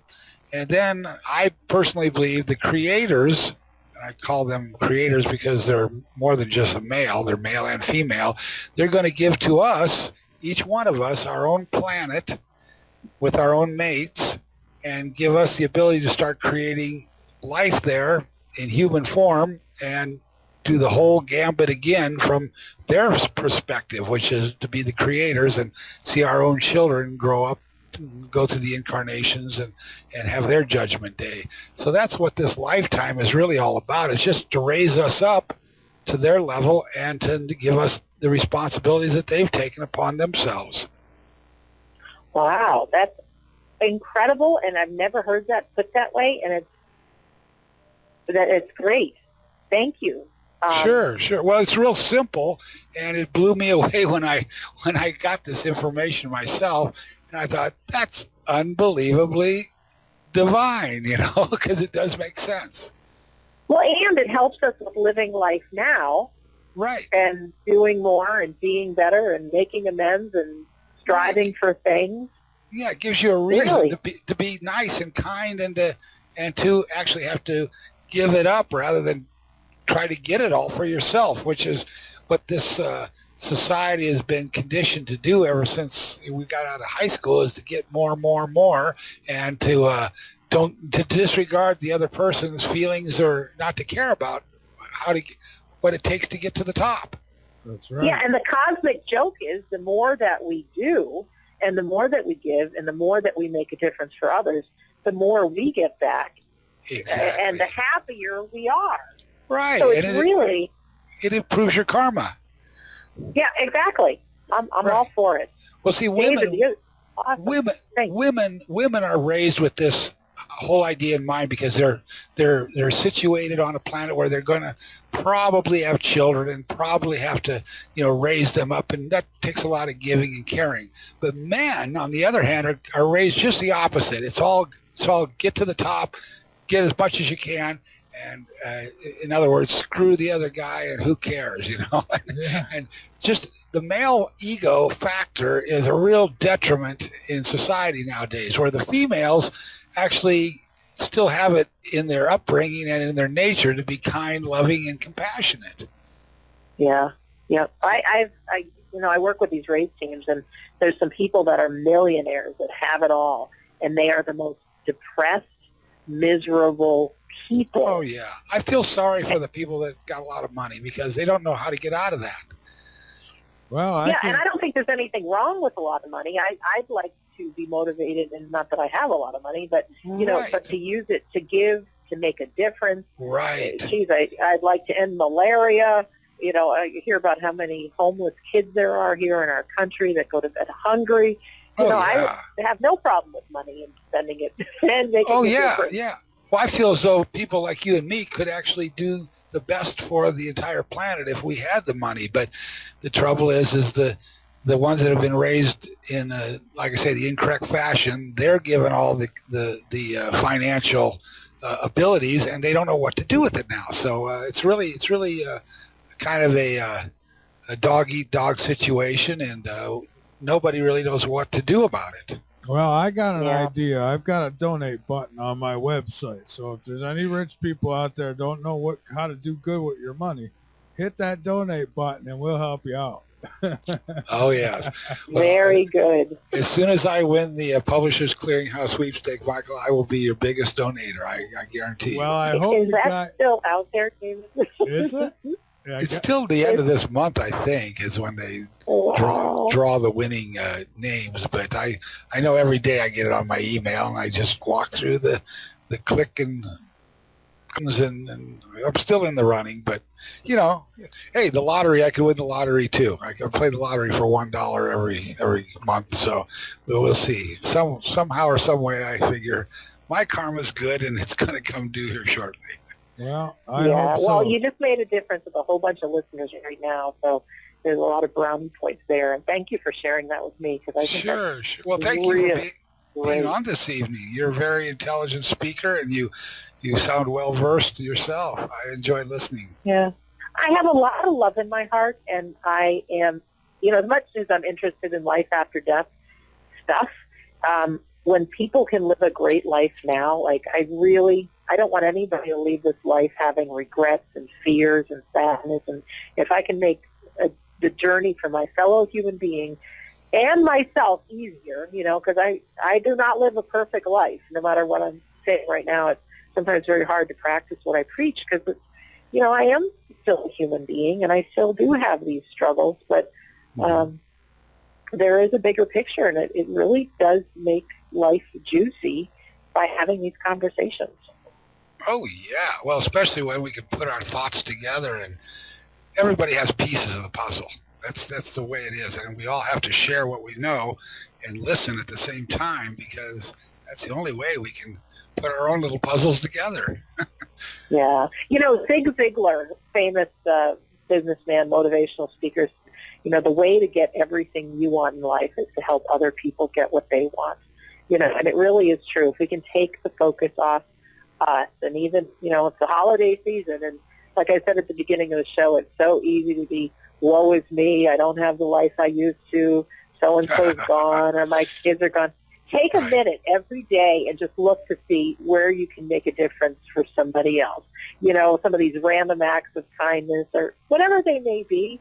I tell you what, you're going to feel like $1 million by taking the focus off you and putting it on somebody else. And also the body will do some really wonderful things. You'll have less stress and more energy and more joy, and, people heal faster with all that kind of stuff. So, sure. Thanks. Well, thank you so much for your time this evening. You're welcome. My pleasure. You Have too. a great night. Thanks for getting through. Yeah, thank you, Michael. All right. Thank you, David. I appreciate the call. And David's got some interesting concepts. And I really believe in the whole karma thing. I think there is a such thing as karma. And, some people get it worse than others, but there's reasons for it. And, I don't know. Sure. So it is what it is. But we've got another break coming up here. So why don't we take that? And then let's come back and talk some more. We've got a little while longer to go here, and we'll hit some more subject here. Life after death. Yeah, EVP I really want to talk about. Oh, yeah. No, that's a good one. That's cool. It is. And we'll take more calls if anybody wants to call in. Listen, folks, I think some of you get concerned. You're afraid to call in. You don't have to worry. We're not going to bite you. You could call in and as long as you're respectful, so are we. I think sometimes in my the beginning of my show, I get into some of the news, and I don't know. It just feels like sometimes that people would call in, but they're afraid to. And I know how it is. Before I was a host, I was a listener, a frequent listener, and I always wanted to call in, but never did it most of the time either. So. But I'm the same as you. Yeah. I'm even scared getting on shows. Like, do I really have something intelligent to say? That's well, we do as humans. and even though I've done this show now for over 7 years, still calling into somebody else's show, I still get a little nervous with it, just because Right. it's not your house, that's your backyard, so it's a little different. But let's take that break, folks. We'll be back in just a few minutes. My guest, Sandra Champlain, and I just want to read something that came from her website that she had wrote, and I love it. It says, I believe life is an education for the soul, and we are here on earth to love and to learn. My goal, she says, is for you to be who you were meant to be, to heal from your grieving and pain and to move forward on your life's journey with a lot of joy, laughter, and love. Very, very well said. Folks, we'll be back in just a few moments. This is Late Night in the Midlands, and I am Michael Vara.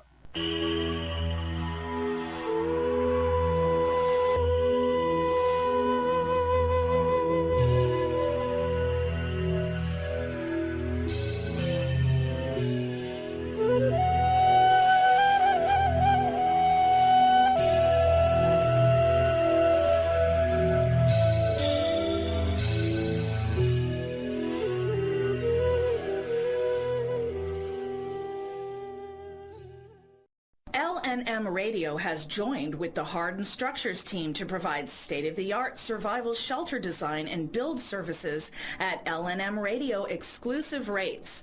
Hardened Structures, with over 21 years experience in military, commercial, and private shelter design build services, are also offering LNM Radio listeners a free consultation, normally a $500 value.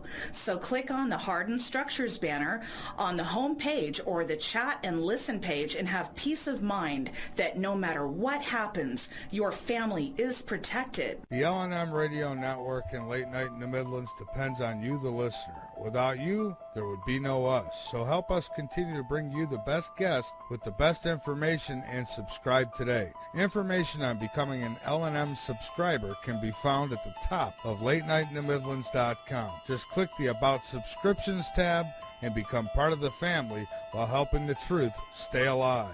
And while you're at it, maybe subscriptions aren't for you. A one-time donation helps as well. Click that donate button on the right side of LateNightInTheMidlands.com and help us help you. Tune into The Family Factor with Denny C. every Monday, Wednesday, and Friday morning at 5 a.m. as he looks at all the challenges facing the family today. Denny will give you a refreshingly new look at tackling some of the biggest issues. So start your day off on the right foot with Denny C. and The Family Factor, right here on the New Spark Radio Network and K98Talk.com. LNM is looking for sponsors. Authors, this is a great opportunity for you.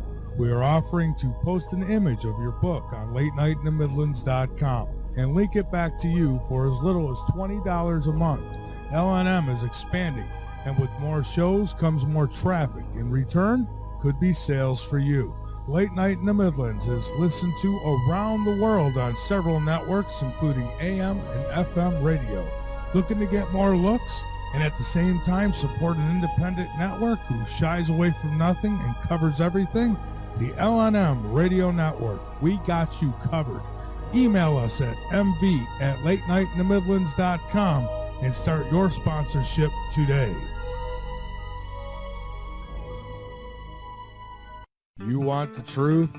Late Night in the Midlands knows you deserve it. That's why we make it easy for you to listen at www.latenightintthemidlands.com. Go on over, become a member, be informed, and by all means, inform others. Folks, we're not your average radio show. We cover everything.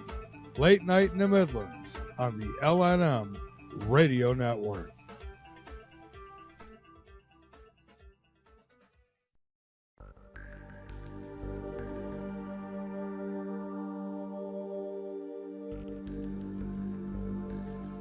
Thank you for this radio show. This is where people get real news and information. And I want to thank you too. Michael, because I know we're even with your vast audience, it's just a drop in the bucket. But nevertheless, you're putting some information out there.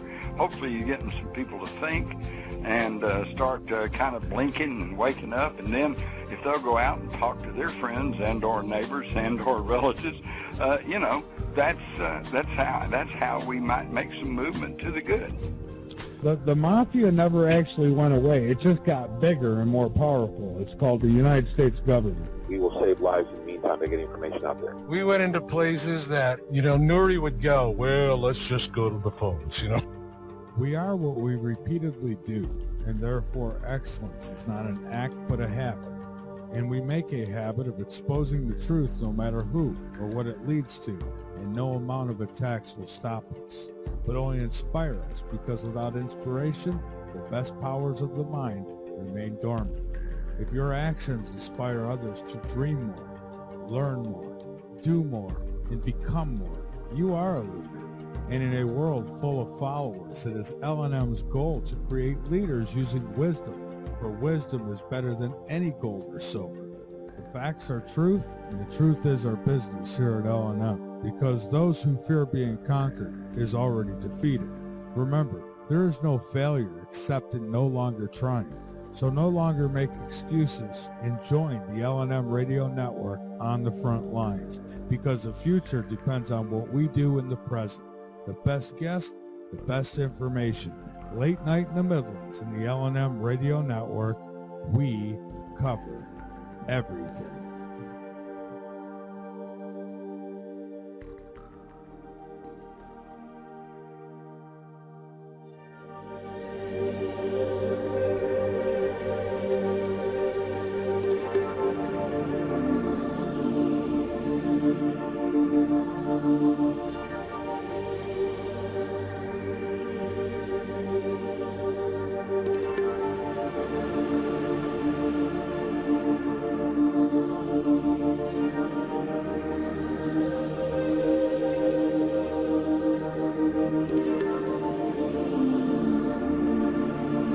We are back. This is Late Night in the Midlands. I'm Michael Vara, our guest, Sandra Champlain, and I'll tell you, a great conversation here tonight about the other side, something that I have been curious about my entire life. I think most of us are. I think probably all of us are, even though a lot of us don't want to admit it or feel like it's a taboo subject. And it's, you know, some people say, oh, don't talk about that because we're afraid it's going to happen. Well, you know, it should be talked about. And for me, I have to talk about it because I want to know. And I've had experiences in my life. I've had the haunted apartment that I've lived in. I've had the visitation from my mother. I've had a few out-of-body experiences. All by I'm not saying I'm the grand poobah and I was able to make these things happen. It just happened. So for me, there's no question that there's another side. Just like for me, there's no question we're being visited from off Earth. You know, I've seen the craft, so I know they exist. But these are things that I can't prove to you, nor do I want to. I want you to prove it to yourself. But but you live a different quality of life having experienced that. That's right. And that's exactly it. And I mean, these are lessons that I wish everybody could have. I'm actually writing a book. I'm almost done with it. It's a short book. And it's called Lessons from the Other Side. And, you know, and it is these experiences that have really molded me. I mean, all our experiences through our entire life mold us to who we are. And I think that that's what's most important. Who are we when we get close to that time? It's like with my heart attack, I see that as, you know, okay, there was a warning, you know, like you have the weather radio that tells you, you know, prepare, a storm could be coming. Well, you know, same thing with the heart attack. Hey, prepare. You're at that, you know, you're 43. Maybe I'll make it another 20 years. Maybe I'll make it another year. I don't know. So, you know, and how would I feel right now if I was to pass away now? Do I feel like I've been a good person enough that I won't have any regrets when I go to the other side? I won't be disappointed when I have to do that life review. And I would say at this point, I think that I've balanced my life out. I've had times when I was a reckless youngster who didn't think of nobody but myself, didn't care about nothing but myself. And those days have long been gone. And since then, I devote my life to everybody else. 5 nights a week I'm here, and I've been doing this now for over 7 years. And, I'm a better person because of the experiences I've had in my life, both good and bad. Yeah, that's just how it works. You're a great person. You're making a difference. And, you know, it's one of the forms of Buddhism that actually has a death meditation that they do. on a daily basis, and it's really picturing your life coming to an end. And as gloomy as that might sound right off the bat, it's also a great wake-up call, because if it can get you in action to say the I love yous and go after your dreams and really, look to see what's left undone. What a free life to live if you got that all taken care of. And also, part of the meditation, you get to close your eyes, but then when you open them again, the way I like to look at it is right now around us all, we have our deceased loved ones. And I don't think people are, stalking us by any means. Somebody wrote a book, Do Dead People Watch Me? I love that title, because that's a real question. If they're still around, are they watching me? No, I think there's learning to be done in heaven when we cross over, but they're only a thought away when we need them. But I have this great visual that, my dad, my grandmother, even my cats are, they're around. And so they're invisible to me now, but they're still around. But then when it's my time to go, I close my eyes, and the perfect scene, I close my eyes here, and there's not anything left undone. And then I just simply open them again, and those people that were invisible to me just moments before are now visible, and they're welcoming me back home. And so to concentrate on that, I think would help all of us to live a better life now, get more things done, be prepared, you'd have more fun, more freedom. And even being on the show tonight, Michael, I'm experiencing so much joy. It just feels so good. And this is what it's about. We can talk about these things together, and it's awesome. It is. I feel really good about it too. I get so much energy when I do these shows. Just prior to the show, I'll feel a little tired and groggy. Yeah. And then the music starts and the mic goes on, and it's like, yeah, let's do this. And we've got another call. We have Ariella. Welcome to Late Night in the Midlands. How are you? Hello, Michael. How are you? Good. This is Daisy calling from New York. Oh, hi, Daisy. Hello. I'm sorry. It said hello. It said something else on the screen, so I apologize. But That's okay. aboard. I like to have different names on social networks. Not a bad idea. So I have a comment when you were talking a little bit about reincarnation, and I definitely believe that we come back onto the planet. And part of me believes that sometimes we hold memories in our bodies. And I noticed that a couple of years ago that I would sometimes have swelling in one of my knees. And I did some meditation and thought a little bit about where is this coming from, because I don't do sports. It's not a sports injury. I don't remember falling. And I started to see a tree and an accident, and I felt a presence of being male. And fast forward a couple of years later, I spoke with someone who's able to tune into that, and without giving any details, told me that in one of my lives as a male, there was an accident. I was on a horse, and I injured my leg, and I felt really limited for the rest of my life because I wasn't able to ride like I used to, and I had to depend on others. And that in this life, when I feel limited or restricted, it pops up as a memory, reminding me that it's something that I worked on before. And what's interesting is that on Sunday I ended up injuring myself, and it's that exact same knee. And now I'm wondering, okay, so what message is this showing me now currently? And I wanted to bring it up because it sounds like you have some information along the lines of this, and so I'm just interested to see. I know you're asking Michael. Can I answer? No, I'm asking you as well. She's asking you. you. Are. You're so I sweet. am. Well, I talked to a woman not too long ago who gave me just a huge breakthrough. And it's kind of a weird exercise. But you can talk to your body. You can talk to, money, what issues you have with money. And I was just thinking, gosh, you could do this with your knee. If you are right-handed, say, and you have a question, like on a piece of paper, blank piece of paper, you write out your question, your thoughts, maybe whatever it is. You like say it's your body. You thank it for doing all that it has done. But I have this question, and so non-dominant hand. So for me, it would be my left hand. I start writing back, "Dear Sandra." Now it's very hard to write with your left hand if you're right-handed, but I've done this exercise 3 times now.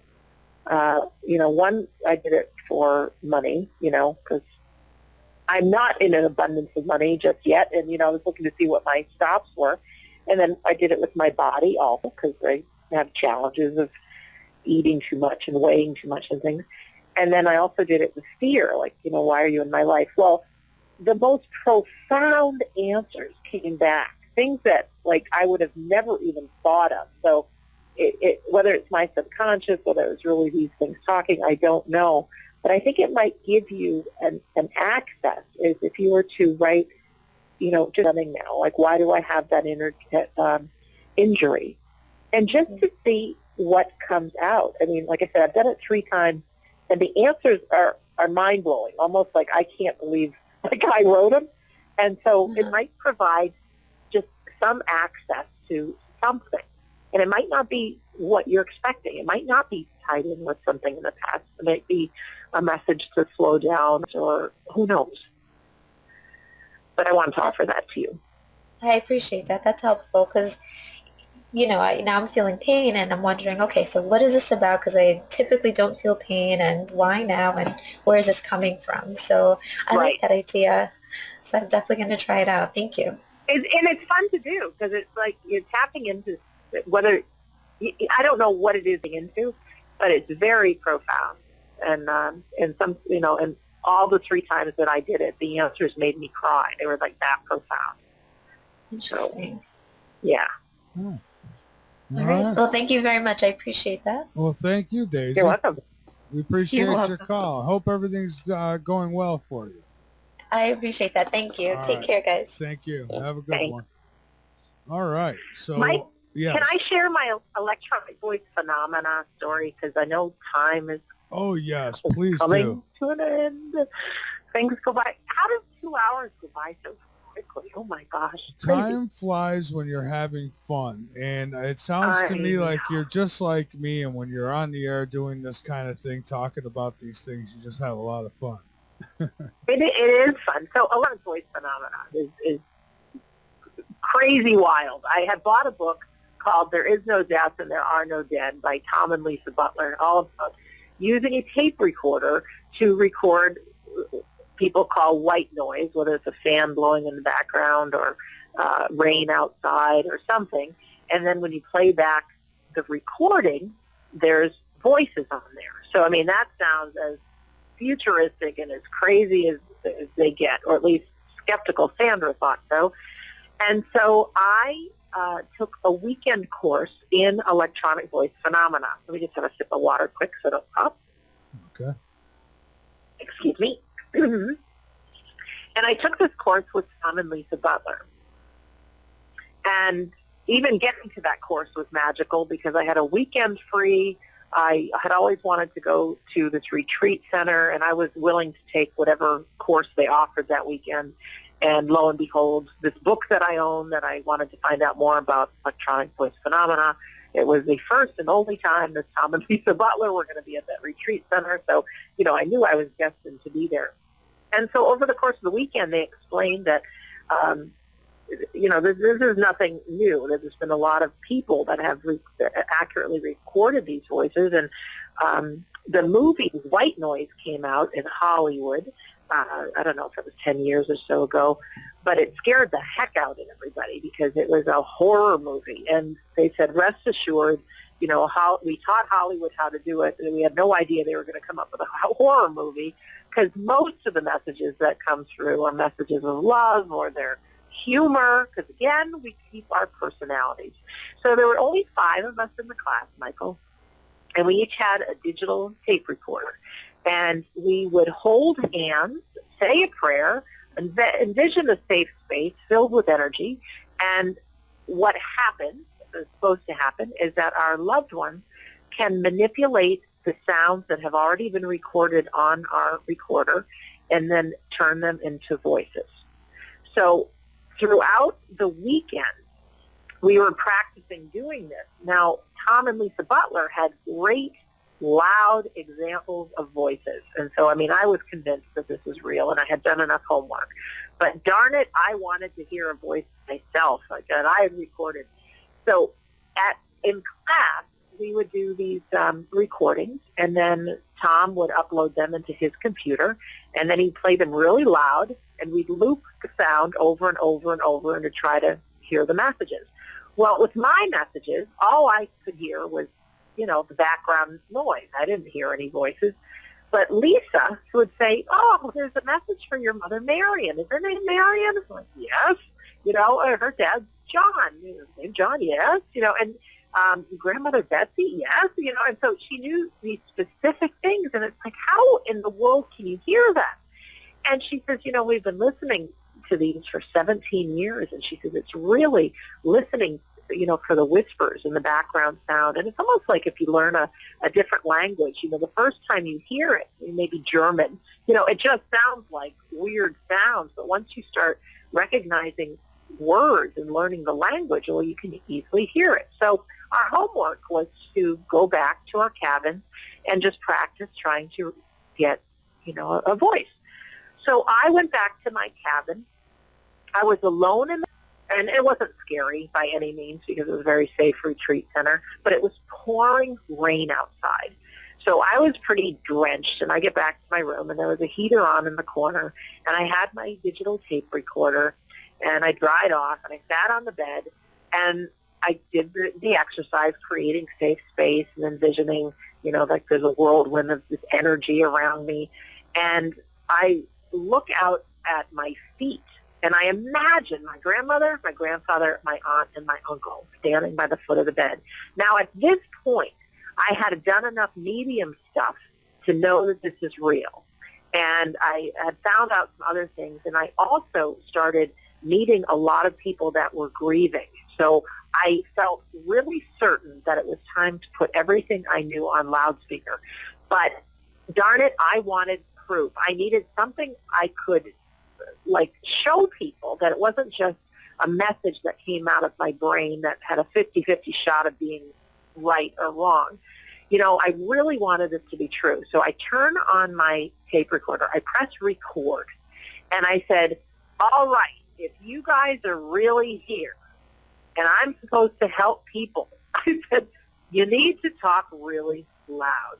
So I said, I'm going to let this record for a minute, and then I'm going to say goodnight. And yes, up to myself, but what the heck? And so I let it record for a minute, and then I said goodnight. So if I would have been in the classroom, Tom Butler would have uploaded this into his computer, and we would have played it loud and looped it over and over and tried to listen for a voice. Well, I didn't have a computer with me. All I had was my headphones. So I put my headphones into my tape recorder, and I pressed play. Well, when the counter turned to 46, my whole being filled with goosebumps, and I had to stop it and rewind it and listen. And Michael and your listeners, it says, good night, Sandra, in a man's voice. Two women then whisper, good night, and then there's a male's voice that says, good night. Wow. And here I am in the woods. Nobody's outside putting those voices on there. And on one hand, I was delighted. And on the other hand, I was scared to death. Like suddenly, there really are people around me, and oh, can I handle this? Well, I went into class the next day, and not only did I get an EVP, as they're called, I got a Class A. And if anybody's interested in hearing that, if you go to my website, which is sandrachamplain.com, or like I said, I have now WeDon'tDieRadio.com, it all takes you to the same place. And if you click under products, right at the top there, somebody has done a documentary about me and my journey, which is it's an awesome thing. But there's a a minute and a half like preview, and the EVP is part of the preview. So you can listen, you can hear it, you can rewind it. And, it takes a couple of times to listen to get that that's what it is. And it sounds like kind of a computerized voices, but it is real. And so from there, I decided to really come out of the closet, so to speak, and tell people my journey. And if people didn't believe me, well, I played for them that recording. Well, what ended up happening is people said, I wonder if my mom would come through. I wonder if my husband would come through. I wonder if my sister would come through. So I very secretly gave away, and, if somebody showed up in my life and wanted to do this, I put the shower on for background noise because I thought the water worked as the raindrops at the retreat center. But I'd work with people. One lady, her father had passed away while she was in prison, and she never got to make amends with her dad and apologize. And so we did this, and what came through is, I love you, Deirdre, and her name's Deirdre. And the next thing that came through was, it's so easy to talk now. It's easy to breathe. Now, I didn't understand that, but it hit home for her because the father had had a tracheotomy. He hadn't been able to speak with anything other than that little device that they hold up, to his neck. So that was amazing. And then another thing happened, that I met a woman, and we were actually in an airport waiting to board an airplane. And her mom had died in Hurricane Katrina. And she hadn't seen her, wasn't able to say goodbye. And, of course, she was devastated. So she says, do you think we could do one of these recordings? And I'm like, so the background noise we picked was the background noise from the airport. And I thought, this isn't going to work because we're just going to hear the departing flights and things like that. And so this woman had introduced herself to me as Dee. So it only took a few seconds to actually say our prayer and create the safe space and raise the energy and press record. And, we had a time constraint because in the next 5 minutes, this lady's the airplane was boarding. Anyways, so I'm here with Dee, and I put my headphones on, and all I hear is, I love you, Elizabeth. I'm like, well, that's definitely my imagination because this woman's name is Dee. So I take off my headphones, and I said, I hear something, but it doesn't make any sense to me. What it is, I love you, Elizabeth. Well, she broke down in tears. The only person that called her by her real name, which is Elizabeth, was her mom, right? So that, in that instant, changed that woman's life. And so I proceeded to do that probably with about 200 people, and every single one had heard something that was specific for their life. Sometimes they couldn't hear anything but the I love you.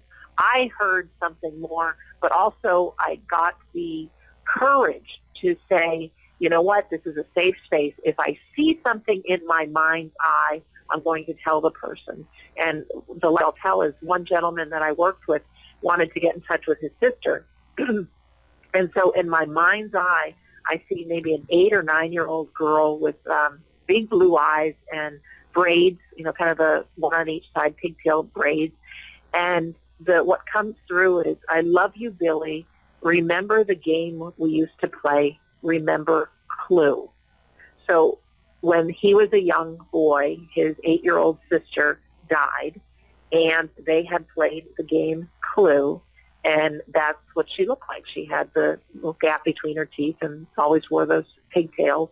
And, that moment changed that man's life. So electronic voice phenomena is something that totally has convinced me as well that life after death is real. And, our sounds are just another energy. And, if our deceased loved turn on and off the lights and do strange things with our keyboards and put messages on our computers, why not change around sound waves and create sounds on a mic, on a recorder. Yeah. That's it. Amen. and I understand the EVPs. I believe in them because I got a couple of my own back in 2000. What was it? 2005, I think it was. I lived in an apartment complex, and in this particular apartment I was in, I won't go through the whole story, but it was haunted. And it was, you mentioned the movie White Noise, and it's funny Yeah. you mentioned that because here's another one of those coincidences, I guess you could say, because I didn't know that much about EVPs. I had heard about them. I've heard them on, like with Art Bell's show and stuff like that in the past. And so I get this movie White Noise, and at the end they had extras, and the extras on the CD told you how to do EVPs and blah blah blah. Well, I did it, and I picked up a little girl, and at one point, and just one time was it this clear, but I mean as clear as day. She says, I was teasing and says, "Oh, this cigarette's good. Oh, you can't have none." And when I played the tape back, there was her little voice, and she says, "So who cares?" And I mean, it was as clear as day. It was almost like a sarcastic little girl, and Right. yeah. And then there was the father too, and you could hear he had like almost like a Freddy Krueger type voice, and you could make things out. A lot of times you had to wear headphones to really make it out, but I mean, it's people say, well, your mind just puts those things together. Your brain wants to make sense of what it's hearing, so it does. But Yeah, that's not true. And that's true sometimes, I think. Yeah, But it when is I'm true. getting there's some real specifics and the visuals attached and things too. I mean, I don't know. We can look for evidence for anything, and I choose to believe that it's real and that I got one hell of a life because of it. Yeah, Really. yeah, it is real. I mean, I'm not saying that every EVP is real. No. Right. But certainly I know. I mean, if I had it loaded up right now, I'd play it for you. But I mean, it was just clear as day. I mean, there's no way this wasn't just some noise that came through. This girl talked. She said, "So who cares?" And while she said that, before I heard the recording, there was like a white light that formed on the wall in the kitchen, and a letter formed in the middle of it. And it turns out, after doing some research on all this, turns out in the long run, a little girl and her father died in a fire, and this little girl's name started with that letter. So it was just, oh yeah, it's just mind-boggling. I mean, when these things happen, you can't tell somebody else about this and expect them to have the same response you do. But for me,